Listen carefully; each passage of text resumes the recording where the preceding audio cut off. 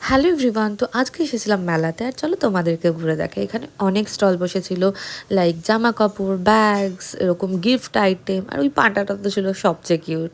তো আমরা এসেছিলাম মেনলি ডি বাপির বিরিয়ানি খাবো বলে। হ্যাঁ, মধ্যম গ্রামে গিয়ে তো খাওয়া সম্ভব নয়, তো তাই জন্য আমরা এসেছিলাম ডি বাপির বিরিয়ানি খাবো বলে। তার আগে এত লাইন দেখে আমরা একটু খাবারও খেয়ে নিয়েছিলাম, মোমো অ্যান্ড পিৎজা এই দোকানটা থেকে, যেটাও ছিল খুবই ভালো। তারপর লাইনে দাঁড়িয়েছিলাম আমরা ঠিক 7টার সময়, আর বিরিয়ানি পেয়েছিলাম আমরা 10টার সময়। মানে বিরিয়ানি পাগল যে আমার মতো আরও আছে সেটা মানে না দেখলে হতো না।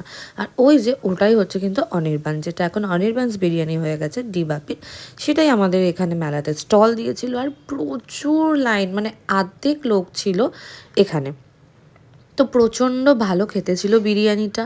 মাটন বিরিয়ানিটা তো কথাই হবে না, অসম্ভব ভালো ছিল। যারা ট্রাই করেনি একবার ট্রাই করে দেখতে পারো। বাই।